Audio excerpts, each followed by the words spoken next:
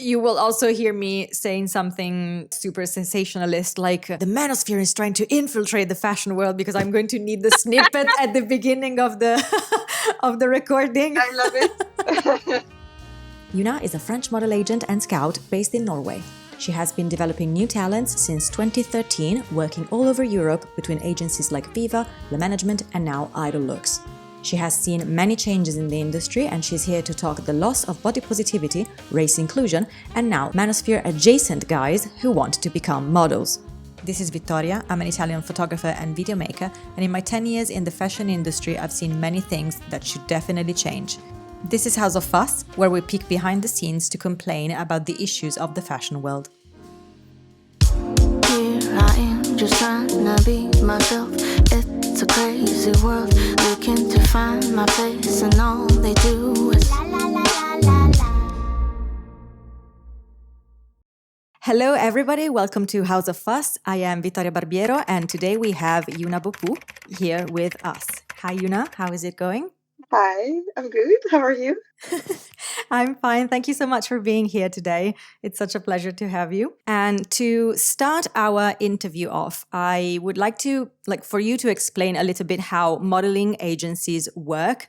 Because I believe that not many people outside the business know this, and sometimes probably even people inside the industry don't really have it very clear in their mind how agencies work, like the fact that there is a mother agency, the difference with local agencies, how the traveling of the models work all around Europe and the world, upfront costs, who is responsible for them, like difference between scouts, agents, image rights, like all of this that you obviously know better than me. So I would really like for you to tell us a little bit about how they work. You have let's start with a scout, because that will be like the first step, for a model. And a scout either is external, so they're independent, or they work inside the agency. And then we have a mother agency. It is kind of what it says in a name, is mother agency, because it's like the main agents, like the first one, the one that teaches you everything, like how to be a model and all of it. But it also has this type of it's the mother agency because it's also the one that will find you other agencies. It's like centralizing all the agencies. The mother agency gets their money from the placement agencies that they place the models with.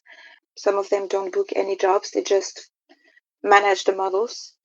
And some are also booking agencies, so they will also find work for the models. Placement agencies, let's say you live in a small city in Norway like me, and you have a model that has potential to work in another market. So then you try to place them in different places where the model can go and work, depending on their goals and their possibilities, and the strategy for the model with the different agencies. Usually you do have a team in Europe, depending on the model. Are they more like commercial, or are they more fashion models? Then you decide on the strategy and who you place with, and also who wants to represent them, because it's not because I want to place with this agency that they will necessarily take them on. They take their fee from the salary of the model. And then there's always this added plus 20% that is called agency fee that the clients pay. And of this 20%, 10% goes to the mother agent. So a mother agent gets 10% of what the model makes. It takes time to develop a model before you start to actually make money, because 10%, if you find a superstar, it's a lot, but most girls are not. And so it's very little money and a lot of work for not much. But this is how it works. And the placement agencies, they're happy to have a mother agent that they can rely on, because, things happen, it's young girls, and they need to have this person that is going to follow up.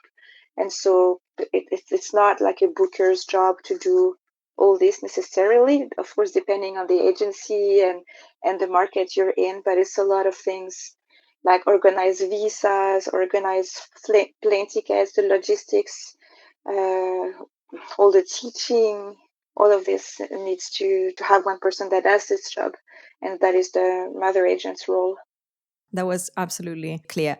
And actually, something that you said, which was like the day-to-day problems that can happen with models, which is like maybe someone gets sick or maybe someone, is not feeling well. Or there can be problems, obviously. I know that there is a difference, obviously, between mother agencies and the local agencies. But more often than not, I worked with the local agencies, not with mother ones. So, of course, the relationship with the models is going to be different. But still, I have noticed that there is not much care in how models get represented. Meaning that anytime that I had, like, there was this one time, for example, I had to plan this editorial with a big agency in Milan, which is not a mother agency. The model had to come to the editorial. She had to come with a train and I had to pick her up. And when I went to the station, she was not there. And it was a Sunday, so the agent had given me the phone number of the model in case of any problems. So I called the model, and she answered me with this extremely thin voice where you can hear that someone is not feeling well. And she was like, "Oh no, I'm so sorry. My agent did not tell you this. I felt sick 2 days ago and I am feeling so bad. I cannot like stand up. And I am so like," she was, you could hear that she was super sorry. And she even sent me a message afterwards during the day asking me again, telling me, "Oh, I'm so sorry that I couldn't be there." But obviously I called the agent and I told the person, "Hey, the model didn't show up because she felt sick." And the answer that I was expecting, because this is the answer that I would give to someone and that I would obviously expect from someone in that position, would be like, "Oh, I'm so sorry. This is all my fault." And well, something happened and probably there was a miscommunication and I'm going to try and send you another model. Even if that is not true, we both know that it's Sunday, that you're never going to send me anybody else, but at least pretend. But instead, this person told me, "Oh, you know what? She's super young. She was probably going out yesterday because it was Saturday night and she's probably hungover this morning. And like probably she didn't come because of that." And I was so appalled by that answer because I feel like you're still representing this person. Personally, I worked both as a mother agent and as a placement agency, and I would it might have been true, maybe she was hungover, but you do not tell clients that ever. Exactly. Exactly. You can tell your colleagues and you can tell the girl that this is unacceptable, because at the end of the day, it is you as an agent also that has to be working on a Sunday, and that is really annoying. And I am pretty sure that this agent or booker that you were speaking with would rather have sent you another girl on Friday or Saturday as soon as they knew that the model was sick, rather than having to deal with that and the added stress on a Sunday. Because when a model gets sick at the last minute or this happens or anything, they don't show up at work, it is extremely stressful. It just creates a lot of stress for you. And I would say, I don't know who this person is, obviously. I would never have said that, but I don't think that it's a difference between being a mother agency or a placement agency. It just has to do with how fed up you are with this person, the model. Maybe it happens all the time. Or the relationship that you have with your client, how honest you can be together. Obviously, that is not the case. But I think maybe here is just somebody who doesn't really care about, the image that, like the model. In the end of the day, you work for them. And that is, I think, a lot of people forget that, it's not the model working for you. You work for the model. The model, of course, you choose to say yes or no, but it's the model that has, they hire you to represent them. And this is absolutely not okay. When she says that she's been sick for 2 days and you come and say another story, it's just, it is not okay. Yeah. And honestly, I have to say that this is something that has happened to me a lot. And I was really pleasantly surprised. I think that this was the first time that we worked together. And I think that you were still working at Viva in Paris. Yes. And I was not the person planning the shoot. It was another photographer, and I was a videographer just along the ride, basically because she asked me to do video that day. Yes. And it was, I don't remember when this was, but I do remember it was a freezing day in Paris. It was super windy. It was probably February or March. It was around Fashion Week, I believe. Yes. And It was, I remember the model. I remember everything. I remember it was cold, and I think I did ask, make sure she has warm clothes. Exactly. And I do remember that you asked us to bring like something like a heater or something like that. And I really appreciated that, because I think that it's a sort of care that I did not see for many models around. And I was really pleasantly surprised. Also the fact that you asked me to come to the agency and meet you. But I do think it's necessary, because I mean, I know that I am a decent person, but the agent does not. Like most of the time, you don't know the photographers that you are working with. And I know that being a woman, probably for me, it's easier to get to work with models, because I am immediately less threatening, I would say. So I don't know if it's the same for male photographers, obviously.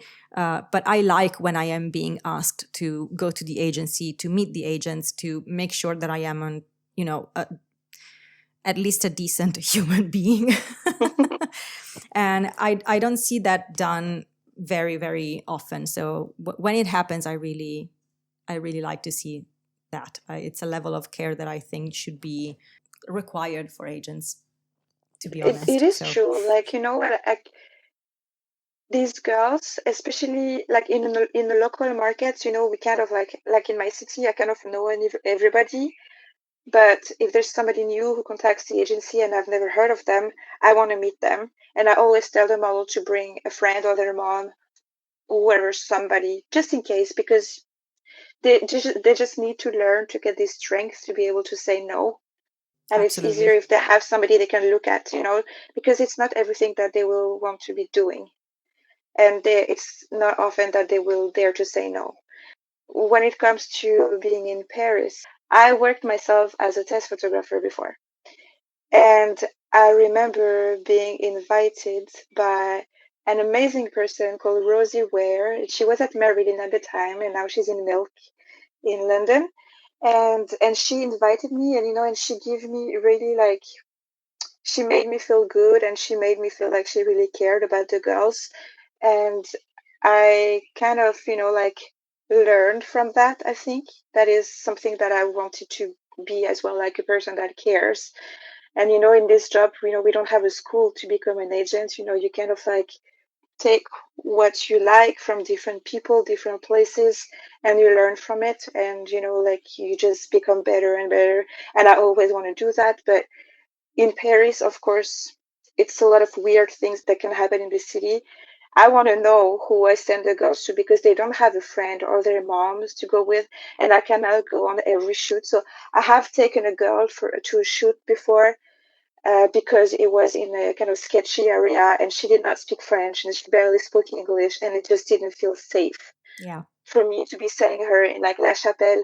The photographer is really nice. Everything was great, but I felt like I have to go with her to take the metro, because it's just not. And of course, we were like spat on in the streets, and people were catcalling us, as it happens at La Chapelle, in the 100 meter, and so it is this kind of things that I know not all agencies have the capacity to do, but I remember that at Viva, we did take the time to do these things. Because the girls, like, so when you had the shoot, I was not there, but I felt safe, and, and she, you told me you would take care of everything, and she told me as well, like, everything was fine. But, the girls, they don't speak good English, and she had already been. The first day she arrived, I remember her money was stolen because she took out all her cash when she was buying like a metro card, and of course somebody saw it and stole her wallet. That was her first day arriving in Paris, and Poor so woman. I felt so bad.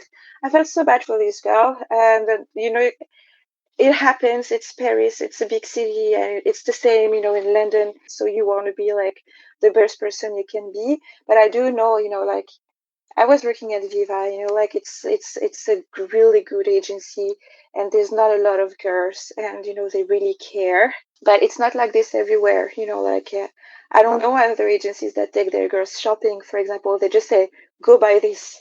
And the girls are like, I don't know, they I don't don't have know what to style do. sometimes. They don't have no clue. So I like that, we took them shopping because at least we could buy exactly what they wanted, what they needed without wasting their money. Because Yeah. that's the thing too. You don't just have the responsibility for their safety, but you have responsibility for their finances as well, because they don't have any money. Most of these girls, they come from small places, but it's such a big responsibility. These girls, they're young, they have dreams, and sometimes they're responsible for feeding their entire family, and they need help. They need all the help they can get. And of course, we're not charity, but it's just some basic human decency that some things feel right, and it's important to have people with you who cares. And this is the case, when as a mother agent, if I place a girl with an agency, I know a lot of the bookers personally, like I know their personalities, and I would be like, this girl, she cannot be with this agent because they will crush her. So sometimes you would just not even show to the best possible agency because she will have their confidence crushed. So you just go for the person who you think is the best. So when they change jobs, it's a bit annoying, but but because they have this contract and everything. But it's, you just do the best you can. Actually, that's why I try to do the best I can. And it shows. I believe it really shows, to be honest, that there is a difference also, I believe, in the behavior of models who are sure of themselves because they know that they have somebody like who is backing them, Again, if you compare them to models that have nobody behind them and that you can feel that they are either not treated well by their agency, either they are alone and they're just learning everything by themselves, basically. I think it really shows at the end of the day. And also, sometimes these girls come from very different places from the place where they actually go to work. And so there is also a massive cultural shock that, of course, they're going to be Yes, and impacted. they don't always get explained that. Yes. I took over a girl from a different mother agent, and she did not even know that it costed money to be in Milan. And when she asked, the mother agent was so annoyed. Why do you ask? You have to be there anyway. Like, okay, but what is the amount that I'm paying every day to live in Milan? She did not know. So I thought that was crazy. Yes. Yeah.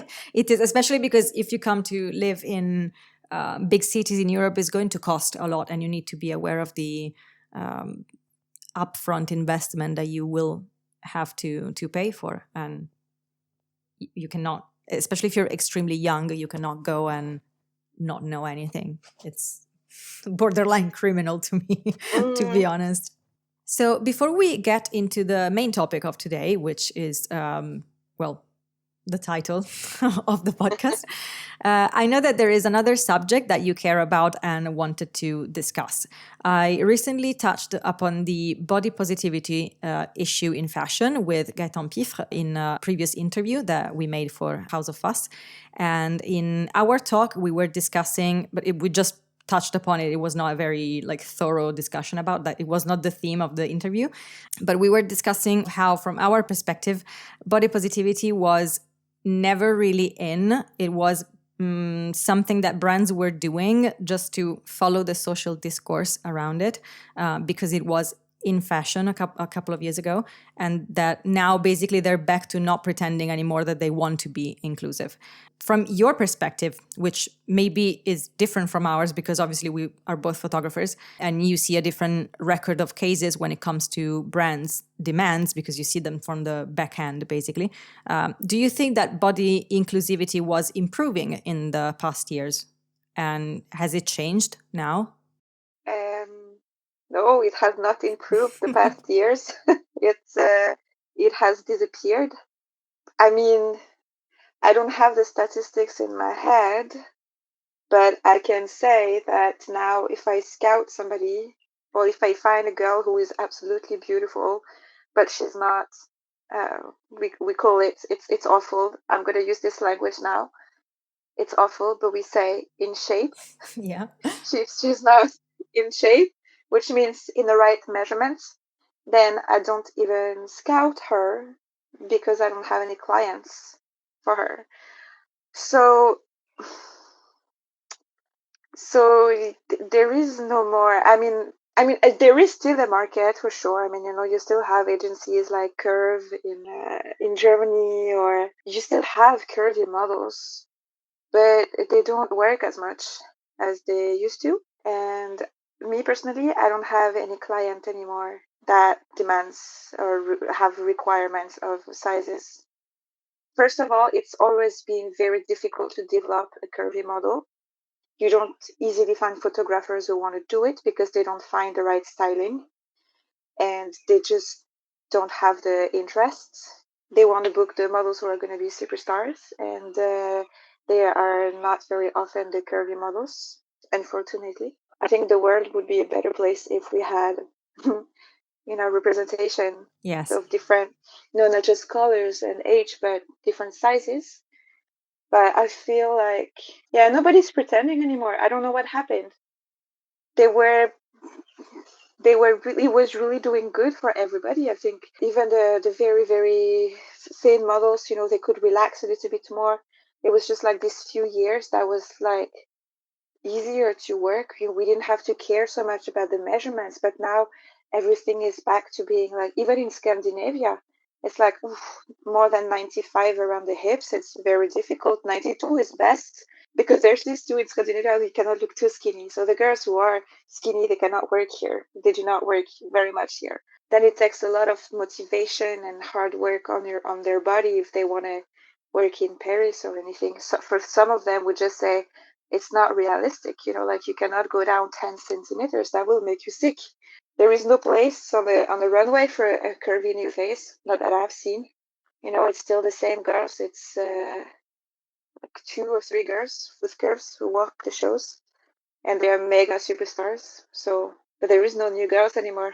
Yeah, and I feel like people are noticing, because I have seen a lot of comments online that are noticing how much thinner the runways are becoming again. And there was a moment where, it was never truly inclusive, in my opinion, but at least there was an openness, a more of a desire to at least comply with customer demands, which I've not seen lately, honestly. And I'm asking myself why, because obviously people are noticing that there is something wrong about that. We are not in the early 2000s anymore where this type of thing would go unnoticed. Right now, people will notice. And I wonder if doesn't that affect sales, for example? I do not know statistics about whether it affects the sales or not. I'm not the right person. I don't get feedback on that. That was from my not a clients. question. It was just a. But no, but it's very relevant. But I mean, now it's like regular people, if they don't like themselves, they have options like Ozempic, or like it is sadly going back. I see it see it online with like, and we're going to talk about it later, but I've seen now the term skinny maxing. Oh God. So from the brand's perspective, I don't know. What I can say is, like, for me as an agent, as a person, it has always been for like the regular skinny girls, like the normal models, like say measurements. I remember, and this is funny because it's from Italy that it came from. So the girl was usually an 89.5 around her hips. And during summer holidays, she went on hikes a lot because in Norway we have a lot of mountains. And so when you go on hikes a lot, you hike up, and so you build muscle. And so all of a sudden, she was 90.5 on her hips, but she was so beautiful, so fit. And I remember sending the Polaroids. They were beautiful. The girl was stunning. And I sent them to the agencies. And then the Italian booker comes back to me. It's like, 19.5. Oh, what happened? What happened? Tragic. Yeah, it was like, wow. Can you just lie to your client? Like, who cares? She's gonna fit. She went on hikes. She's healthy. And it is very difficult that the demand is so crazy that I have seen brands now going back to booking 16-year-old girls, maybe no. 15-year-old girls. It's not a trend, but like most international brands, they do have like this age limit. Yeah. But not all of them. And so I find it extremely damaging that we are back to, pushing girls who are so young because, they barely hit puberty. Yeah. And so their hips are not widened. They're not women. At 16-year-olds, you're not a woman. Yeah, It you're doesn't a matter kid. what you say to yourself. You're a teenager. Yes. You're barely coming out of childhood. And so getting feedback, such like walking a show, of course it's fun. And I do understand that, they get so restless and they so want to work. But doing such a big thing as like an international show, we actually call it doing a debut. It matters, the language, because it means you're ready to be presented to the world. So you do your debut on the catwalk. And if you do that when you're 16 and still growing, what is it going to do to you when your body starts to change? Because most likely it will. It's very few girls who do not change. Some don't. But it's also like not just the physical aspect of it, but it's like there is so much responsibility, but it's not just down to the brands, to decide. It's also down to the agents to be strong and say, no, this girl is not ready. And sometimes the girl will like, I'm ready. And the parents, they don't know any better. They're like, but she's beautiful. It's fine. It's a show. It's like, no, there's so much more. It's so damaging. Because we have seen it time and time and time again, how girls, they develop eating disorders and body dysmorphia. And, I've spoken with women in their 40s. They do not want to take measurements. They think they're ugly and they think they're fat. And they're like the most beautiful people on the earth. Yes, but you bring this type of trauma. But it's because they started working when they were too young. A long time ago, people would say, no, but do it, it's like, it's fun. And people didn't see, I think, though they did not know, this industry is not like a 200 years old industry, it's pretty recent. And nobody cared in the 80s and the 90s because everybody was so skinny. I mean, I don't know how it is for you in Italy, but in France, and I only realized that when I moved to Norway, but everybody kind of have eating disorders. Okay. I don't know if it is still the case now, but I moved in 2010 from France to Norway, and every time I went back to France on holidays or whatever, then I would start to feel really bad about my body. And I was always a size 36. And I realized it's because, on the covers of the magazines, you always have like lose 3 kilos before the summer. Yes. It was never about the models being skinny and beautiful. It was always about, oh, this actress is fat in her bikini. Look at the cellulite. And, my mom being on a diet and her friends giving me diets. Like, oh, you should try this one. It's just like ham and salad. As a society, things have changed, with like the like, I think it started 10 years ago, 2014, 16, when everybody started to work out a little bit more. Mm-hmm. And now everybody is working out. It's like it's a normal part of life, which wasn't before, at least in France, because people wanted to be skinny. And you cannot eat if you want to be skinny. I don't know. I don't know exactly what's happened, but I'm afraid that it's going to go back. Now I see the skinny maxing thing. I remember when I started working as an agent, I heard stories from girls who were traveling and they were saying, oh yeah, my friend, she said I should not eat pizza. Instead, I should eat cotton. You should eat what? Cotton, like cotton. What? Cotton with water because it's. Are you serious? I'm serious, but that was before. Because then, it's like if you are a successful model and you're going to start your fashion month in New York. So that's, let's say, it's like in the beginning, it's like you arrive in New York at the end of August. And then we say fashion month because, fashion week is like for 1 Yes, week of in course. each city, but it starts a bit before. And so you have to be in show shape. So you have to be at the best possible, smallest possible measurements that you can be. And then, you have New York, and then you go to London, and then you have Milan, and then you finish in Paris in the beginning of October. So that's actually a month and a half.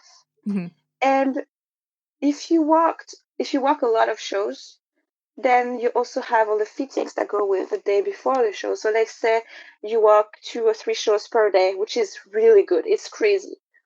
Nobody should have to work that much. But, 10, 15 years ago, girls would do like 67 shows in a season.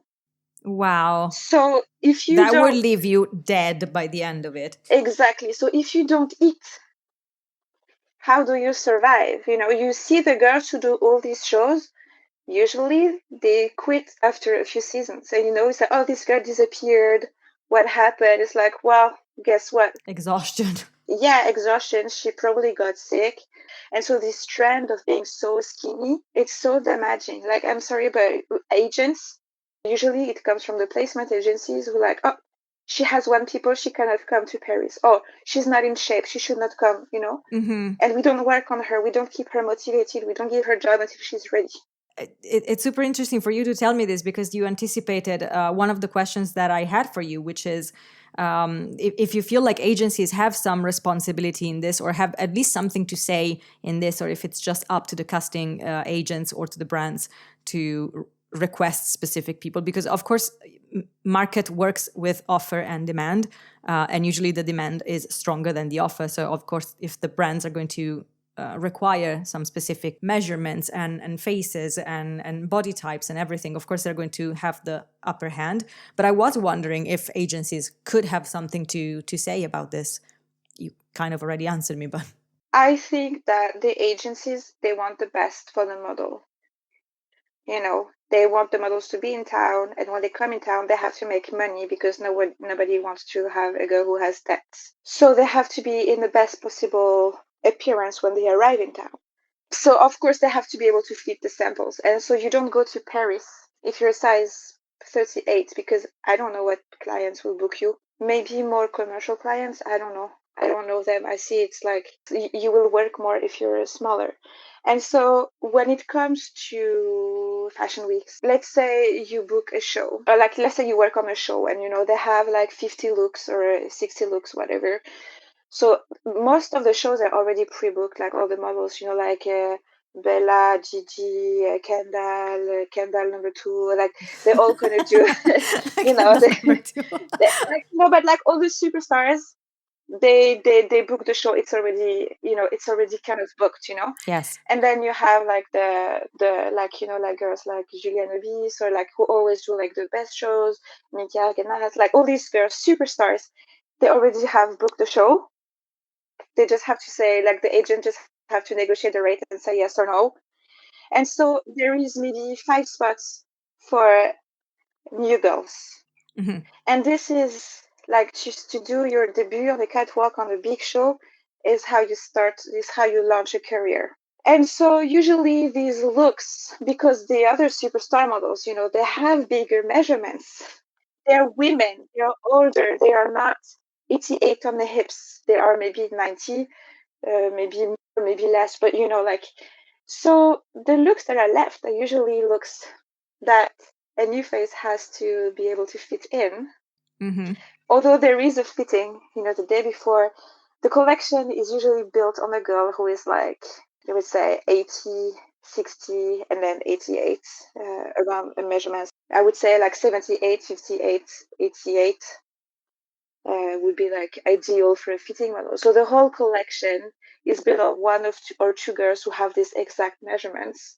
So because of the timing of the fashion weeks and all the shows being so close together, and the fitting being usually the day before, they can actually not, expand the clothes to fit on somebody that has a beautiful face, a great personality, because personality matters too, but they also need to be able to fit below these measurements, because it's easier to sew in. Yes. Now, I'm not a designer, so obviously I don't know how it actually works, but yeah, but scaled down, it's always easier. I can see that it's easier to pin in. Yes, absolutely. Than to cut and redo the design. So the girls need to be able to fit.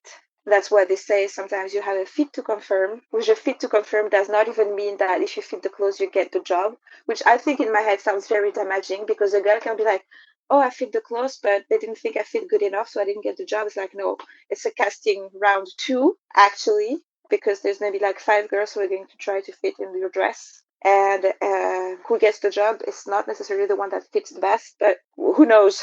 Who knows what goes there, you know? Yes. Maybe who can walk in the shoes sometimes, but no. So the measurements, it is an issue, and I have seen some casting directors, maybe one of them actually, has really brought back skinny on the catwalk. You know, it's too many of them now. It's like it's back to being like this. It's really going the wrong direction. It's really going the wrong direction. It's kind of like seeing the Oscars and seeing all the Hollywood actress being on Ozempic. But I now realize I did not really answer your question either. Like, whose responsibility is it? You know, the measurements. Well, I think it's the casting directors. They're the ones with all the power, and you know, like the brands, they only book through casting directors. Not small brands, but not necessarily for shoots or anything, but for shows. And so they're the ones that decide who gets the job, but the models also need to be able to fit in the clothes. And, you know, like I see that there is no point for an agency to bring a girl who is too tall or too big for the shows, because they will not book any jobs. I need to find me a casting director to interview here. Yeah. It's going to be difficult, yes. Yeah, let's have them held accountable. It's not all of them. Yeah, I mean, it's very easy to see. You just look at the shows. Who are they? Where are they so skinny? And then you see on models.com who is casting. Of course. Yeah, it's easy. Yes, we're not going to name names, but I mean, people can do their homework. Exactly. Yeah. And around this issue, which I feel like it's somehow related, I wanted to know, I've kind of seen the same thing happening with people of color. So the inclusivity is starting to be gone, basically, but maybe it's a very specific problem in Italy because it's, generally speaking, a very racist country. And so I wanted to know if you have noticed something similar to what's happening with super skinny models and body inclusivity happening also with ethnicity inclusivity, for example. Yes, definitely. Completely. I mean, in Italy, completely. I know for the girls, like for the dark girls, it's very difficult to get an agency. Photographers as well. If I ask for people to work with, I receive a package with 10, 12 girls. Probably one of them is Black. Yes. I mean, I've had the thing with like dark models who like, why? I'm not working in Milan, or it's very difficult to get agencies. But now I don't have the thing is, because I live in Norway, the girls that I represent, it's not a lot of them who are of color, because it's a very blonde country. It depends on the demographic as well, that's for sure. But I have to say, though, that if I wanted to scout darker models, it's like I do sometimes, you know, I do it. You have to do it on purpose. You have to go to the places where they are. Mm-hmm. And in some countries, like in Norway, it is quite segregated. You don't have all that. Like if I want to find, let's say, like I want to go out of my way to go and scout, then I don't stay in the city center. I go where I want to find a certain type of people. So let's say I want to find like somebody who is like a alternative type, maybe somebody for Celine. Well, I do go to metal festivals. Mm-hmm. Of course. And if I want to find a model of color, well, then I go to the suburbs. You know, it makes sense. But I have spoken with scouts and they don't dare to go and scout. So what they do usually is like you have a lot of girls in Paris, for example, who come directly from Africa, because they work with local motheragencies there. But then it's difficult with the visas. Yeah. And it's difficult to build a model as well, because if you are holding a Sudanese passport, for example, Mm-hmm. then you cannot get a visa to the US anymore. Actually, in Norway happening now is like we have a scout that comes from the US and they see a Black girl and all of a sudden they're very interested because she has a Norwegian passport, so she can get a visa. Yeah. You know, but in the end of the day, they don't work as much as they used to. I don't see it. It depends, you know, like the clients, now I'm being very honest on how it is, but the clients, you know, they would say, The hair is difficult. The light is difficult because, they don't know how to work with it. But in Norway, it's true that the clients are mostly going to be like white. But curiously, it's not in Norway that I've noticed the biggest problem with that. It's mostly Milan, I have to say. It's like, this is where it's more difficult. It's a really bad place. Yes. It's a bad place, But what I have seen, though, it's more like models from the north of Africa, Maghreb, from Morocco, Tunisia, Algeria. You don't see these models anywhere. Yeah, it's true. And this is the thing. I think this is more like, it's not about the black girls or the Indian girls, they will always be in demand. But in terms of representation, I don't get it, because in France, for example, I grew up in the suburban area, so most people were from Maghreb. So for me, I find it so shocking that you don't see so many girls from there on the catwalk, or boys. Because you have, like, the people is already mixed in Paris. Like, it's a very multicultural society, as it is in London. So absolutely, so you should expect to see that. Exactly. It's like, you go to London where you have lots of Indian models or Pakistani. It makes sense, Yes, it represents a population. But why not anybody from the north of Africa? It doesn't make any sense to me. And I just saw this model, Anissa. She posted something about it the other day, and I thought it was like so interesting, because I don't remember exactly which country her parents are from. I know her from Paris, so I don't know, but yeah. But she was saying the same. That's like, where are these models? There's a lot of bookers who are from these countries, like originally, like their parents, they're like second or third generations. But where are the models? Why is it so hard to scout these models? Because I think, like, they're so beautiful, and why is nobody scouting them? Why are they not on the catwalk? For me, this is the thing. It's like, this is my question. Why is nobody scouting them? Because it's really a question that you put outside. Let's see if somebody answered it. Let's see. Yeah. Then, of course, there is the question of who is, who wants to work with a hijab, or like who only wants to work with a hijab. And it's not a lot of space for these girls, because clients, they want to see hair or anything. Some clients, of course, they don't care, and it's about the personality as well, and it's about choice. But I do get that, and also, like, I've seen, like, if you send a girl to Istanbul, like a blonde girl from Norway, they will get like hundreds of e-com pictures with a hijab. So the clients, they don't really care whether the model is actually Muslim or not. Mm-hmm. Yes. Actually, the only time they do care if the model is a Muslim or not is when they do like special Ramadan. And, in some cases, like, I don't want to be the face of it, like, why can they not book me for anything else? So maybe there's that. Maybe the scouts are usually, like, afraid of going to these places where they can find these models. So maybe there is this cultural difference, but it's not just that. I think it's just, I don't understand. Is it racism?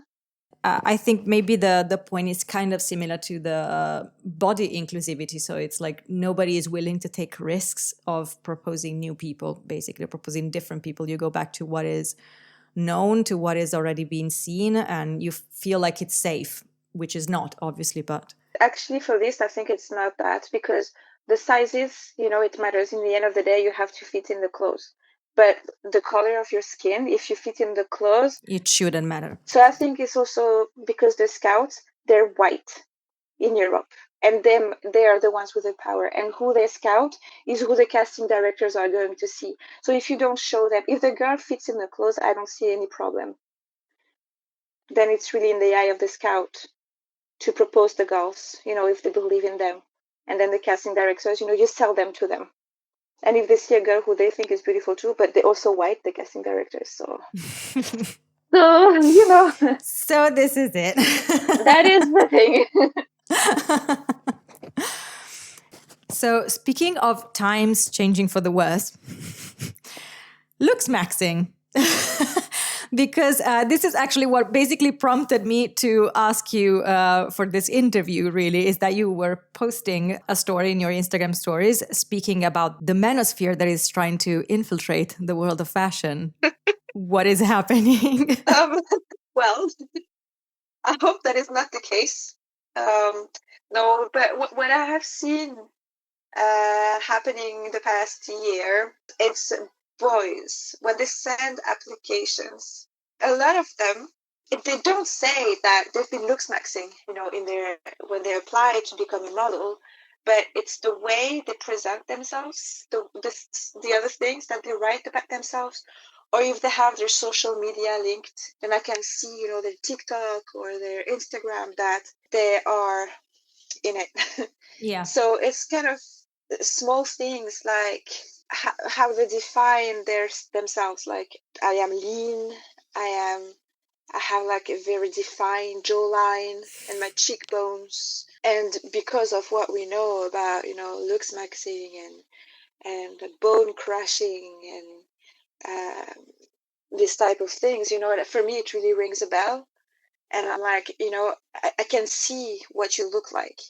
But the fact that you're describing it this way and using these very specific words that I know are from this community, well, it does scare me because, like I know that if you do become a model, you're going to have to talk to clients and you're going to be hanging out with girls who are models.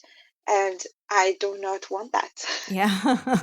It scares me as a woman working in fashion, having a responsibility of young people. It scares me. It scares me it is scary. And so, yeah, my Instagram story was just like, because I see it so often now, because it's not the problem's like, we women, we've been looksmaxxing, if I can say it, forever, makeup, workouts, nice clothes. It is to look better, but it doesn't imply the community, like the bone crushing thing is absolutely insane. Yeah. It's not just about looking good. That is a problem. It's like it has this whole like community thing Attached to it. that, of course, yeah. I mean, I've been watching like a few interviews. I saw, of course, like the 60 Minutes Australia interview with Clavicular. Yeah. And, like, if you can say whatever you want, the problem with looksmaxxing is not just about looking better. They have these keywords that is such like how do you say, community thing. Yeah. Like they want to ascend. They're like They have their own vocabulary. They have their own vocabulary. Unfortunately, this vocabulary now is, widespreading. And I think it is very dangerous because, words have power and you need to know where it comes from. I just saw like Teen Vogue commenting on the Met Gala on Instagram. And they wrote Blue Ivy is outmodeling her mother, Beyonce. Oh, okay. Yeah, which is like this inclusion of this type of vocabulary into. And I'm sorry, but who wrote that? Yeah. Is it an intern? What type of person is it? Is it cool to say mugging now? Because it's really not cool. It is really scary. First of all, it's a feminist magazine, and they put women against each other, and the daughter against the mother, which is like an ageist thing. Yes, also. Which is awful, but also using this term that is from the manosphere incel community, it's absolutely disgusting and it is really scary because it's just normalizing something that is absolutely going into the wrong direction. Like now we're not just talking about fashion, although it's a fashion magazine and they should know better. And up until now, this type of vocabulary, it's so specific to that type of community that at least you can recognize people who are part of this community because you can hear them using this specific vocabulary. But if everybody starts using that, there is no way for you also to understand exactly if one person is also part of the manosphere or if it's just using the term because it's in fashion. And so it becomes even more difficult to understand at that point. It becomes even more confusing. Yes. And also because I'm not a child anymore. And so I don't have like the children vocabulary that, Yes, children, also. we had our own vocabulary when we were kids. Yeah. So I do hope that now kids are using this vocabulary as just like a because they're kids and, you need your kids as teenagers, you make your own vocabulary. It's normal. It's like the 6-7 thing. Yeah. There's always this type of things, it's normal. But it is really scary because the people who are using it now, they do know what it's about. And, they do know about the red pill. I have to say, I'm at a loss. I don't really understand it. Mm-hmm. The thing is, so I saw this interview with this clavicular guy, and he did talk about the Matrix, and he did say something that has some truth to it when he said that if you're good looking, you go further in life. Yeah, it is unfortunately true. Or yeah, it's easier, at least. Yeah, and the journalist was like, I don't think so. And it was like, he was a really good-looking journalist. Yeah, I watched that snippet of the interview. And he was like, no, but you think you cannot be a journalist if you're fat and bald. It's like, well, I'm yet to see a famous one. He had a point there, I have to be honest. Yes. Maybe he really had a point. He offered the completely wrong solution to the problem, but the problem was actually correctly pinpointed, I believe. Yeah, but the thing is, so this guy, he has a huge responsibility. I feel like, he was kind of saying things, but he didn't want to get political, but, still hanging out with Andrew Tate and talking about the modern woman. And, I've seen the MANOSPHERE documentary on Netflix, and it's the same. These are older people, but they only get approached by kids. So who is actually watching this? It's kids. It's like 10 years old, 13 years old, 15 years old. And this is what scares me, is because there is so much violence done to women already. And we're 50% of the population. Women get killed all the time by men. Yeah. It's not the opposite. Women are not taking the space of men. It's all this, and it's like, and he was like, oh, I don't want to be political. This is not about politics. It's like, but it is actually political. It is actually, like the return of the white supremacy goes together, because these are like Christian values in the end of the day, and it goes together. I think it also ties in with what you were saying before when you were mentioning to what extremes the girls would go towards in order to achieve extreme thinness. It's kind of the same type of concept that these kids now go through, because like all of the bone smashing that you were mentioning. But right now we're talking about this because it's affecting the boys as well. While before it was the same type of idea surrounding basically all of the, I don't know if you remember all of the pro-anorexia forums that you had in the early 2000s. Yes, it's kind with of this, the red exactly. It's kind of like you form a community of very young people who are highly impressionable. Yes. But the thing is that in this specific case, there are actually people who are profiting off of this, which is even scarier, in my opinion. And it affects not just their specific gender, but it affects the other gender as well, and the other genders, actually. It's not just specific to boys, even if it's affecting primarily them in the physical aspect, but the repercussions of it from a societal point of view are much bigger than the old pro-anorexia forums. It's spreading much further than that, because even this started in online obscure incel forums, and message boards, but now has gone, as you were saying, it's gotten on Vogue, it's gotten on television, it's gotten everywhere. It is true. And I think, I'm not a psychologist, I'm not a anthropologist, I don't know, but I do believe that there has been an issue with boys for a very long time to find their place in society. Then you find this community, and I don't feel like there is the same problem with girls. But this is different because it's spreading so much, and it is not just impacting themselves. So when you were talking about the anorexia forums, like the anemia, I remember this, it was impacting the girls who were on the forum only. Now it's impacting society entirely. Exactly. All I can say is what I'm seeing is that it is a lot of boys. Mm-hmm. It is a lot of boys. Like I have seen, like models applying before, like people who want to be models applying to the agencies for years, because it's been my job for years to go through them.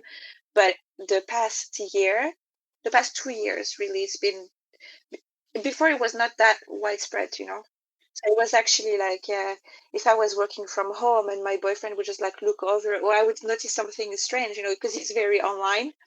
He's like, oh, he's mewing. Like, okay, well, that's fine, to be mewing. It's okay. People have been mewing forever. Like girls have to do it. Everybody does it. And maybe that's stupid. But because in the model world, like if you're a boy and you're a model, you just have to be cool. You cannot be trying that hard. Yeah. So when I see all these guys trying so hard, it just shocks me. But at the same time, it's like the boys who actually work as models usually are not the ones who apply. It's the ones who get scouted. Yeah. Because we want them to be cool. Yeah. They're usually the ones who would never have thought they could ever be a model, So these are the ones that become models.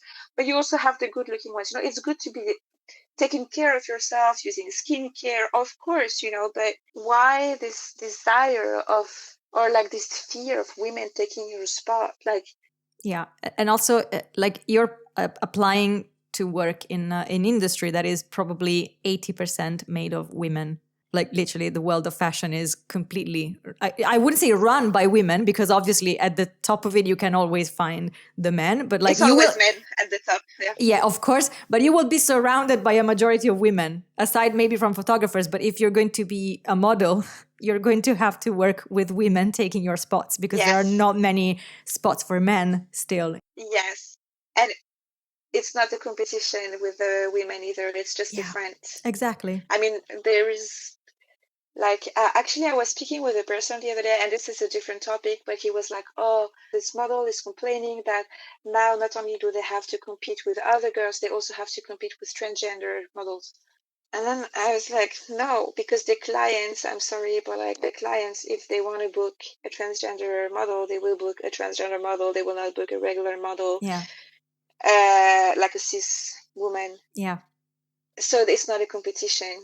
But if you feel there is, maybe there's just something wrong with your self-confidence. And I think this is what it goes back to for the boys as well. It's like they're lacking self-confidence, and they found these forums of boys who also are lacking it, and they don't like that women are taking their spot, and they don't like better looking people are taking their spot. But instead of focusing on being better at their jobs or better in school or kind or whatever, they would just focus on something that is actually impossible to fix, and it's their appearance. Yeah.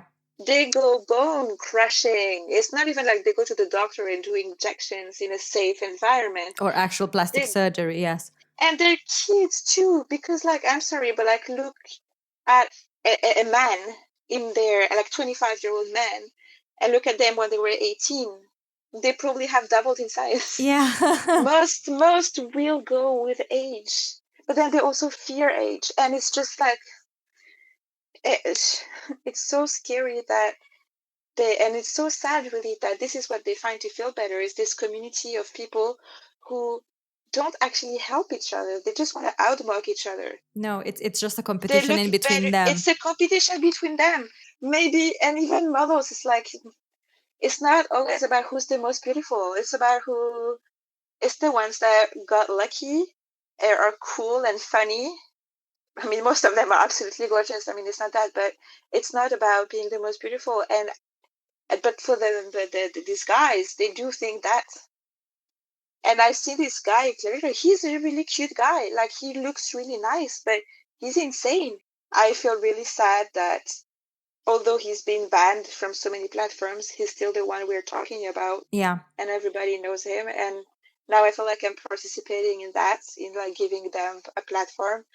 But I also think that it's a bit stupid to be living with like a mask in front of your eyes. You have to be aware of what's around you. I do hope that it is just a trend, and we will look back on it and be like, 2026 was insane. Yeah. And it goes with what we were talking about, with the rise of fascism. Like, it's been seen as women also getting skinnier. Mm-hmm. And it has been going together. So I hope this is not it. It's a different topic. And we're here to talk about fashion, so I don't know, we don't have to be so serious. But Well, honestly, I think that fashion is a serious matter as well, because it's still a reflection of society. So absolutely. Clothing might be something that's just fun and something that you wear for fun, but on a personal level. But when it comes to not just the business of it, but the entire establishment, the whole fashion as a social construct as well, it becomes so much more interesting at that point to see where it reflects. And also, speaking of this, and I'm going to play a little bit the devil's advocate here. I don't believe in what I am about to say. It's just to pose a question. I feel like these kids that I want to take seriously, because it is a serious problem, even though the solution to this, it's ridiculous in my opinion. Like the whole manosphere and what they're promoting is completely ridiculous. But the problem that they are causing is a serious one. So I want to take them seriously and what they think. Like, I mean, the young boys, not obviously the people at the top of the chain who are profiting off of this, but the young boys who get caught in this.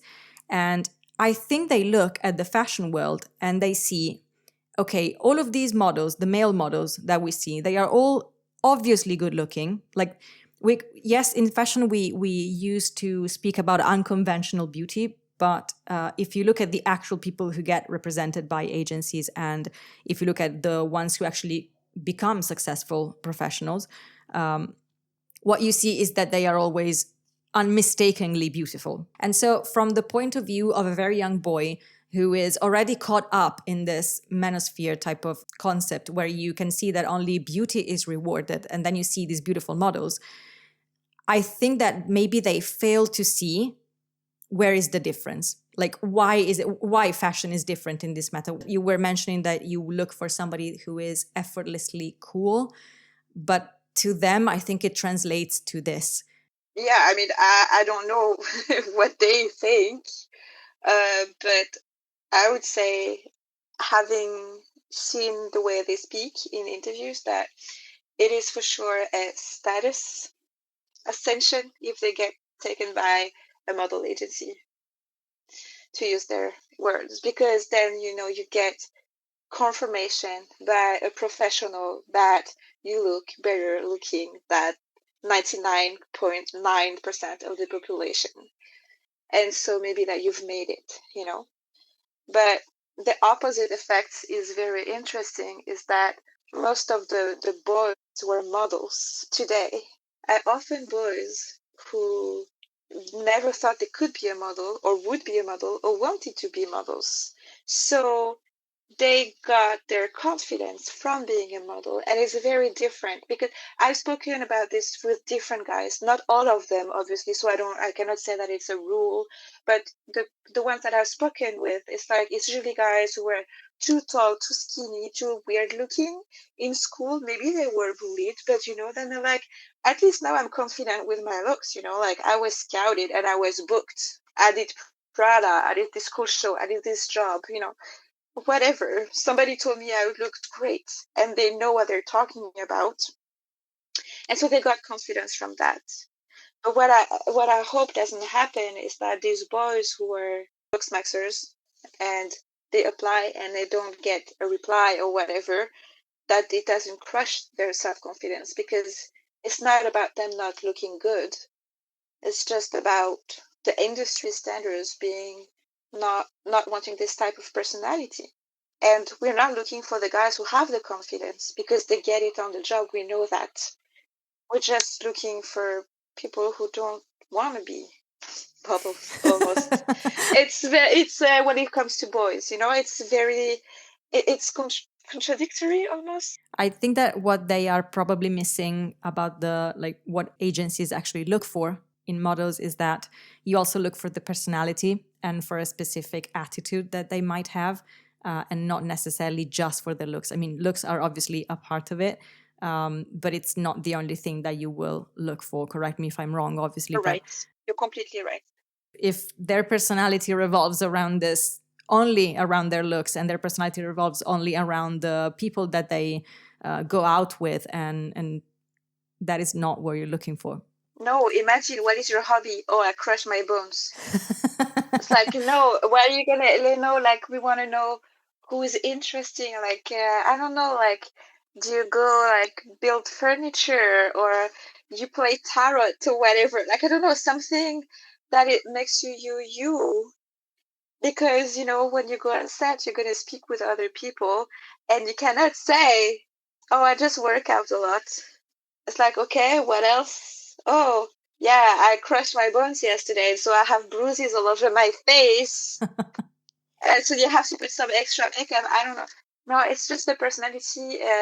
I mean, I'm sure some people don't care. They will take on these boys. Maybe it's just me that is being scared, There's the thing, it's like scouts, they're all different. We have different tastes. We live in different markets. But let's hope it's a phase, and let's hope that many other scouts Yes. are worrying about this as much as you are. Yes, hopefully. I don't think, I just hope that these boys, I mean, because as we were saying, we cannot just have the physical aspect of it. It is also political, and like political parties now are using social media a lot, and so they target boys on Minecraft, for example, where you can have young boys are just playing games. Really, my boyfriend, sometimes he plays a PlayStation and he's talking to people on his I don't know, on the controller. And so this is what they do. They target young people. They go on the job and they target, and it's like, oh, what's your name? And and this is how it goes. It's not just the Jehovah's Witness knocking on your door and saying, hey, you're a teenager, do you feel that? Are you also feeling uneasy? Do you need a community? They know it's it's not just at the door, but it's at home. It's on your phone. It's on your game. When you have your your relaxing time, and it's like when you're lonely and you feel like finally somebody can understand me, and they got taken into this. And so the police in Norway just sent a warning, and they wrote some specific words that they say parents need to be careful about. And I thought, okay, it comes to that point. It is really like a thing, and it is scary, and it is dangerous.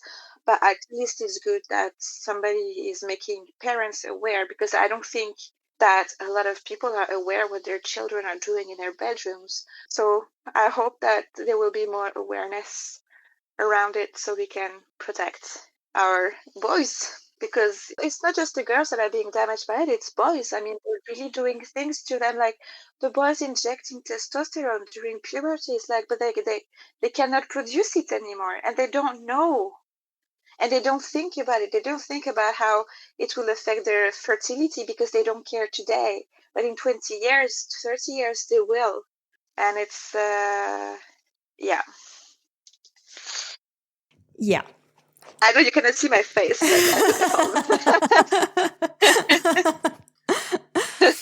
Well, Youna, thank you so much for this super interesting talk. I'm really excited to never hear about the manosphere ever again, to be honest. And I wish you a good job finding new interesting faces, but especially new interesting people, because I think that this is what the world and fashion desperately need. Thank you. It was really nice to be here, and I also hope to find more or develop more interesting people, like you put it. I like it. All right. Well, thank you so much for having me, and I'm looking forward to listening to the whole thing. No, thank you. And I am really sure that everybody will find it extremely, extremely interesting. Thank you, everybody, for listening to our chat. And don't forget to like and subscribe on whatever platform you're listening this from, and check out our other interviews on Substack. Have a lovely day. Bye.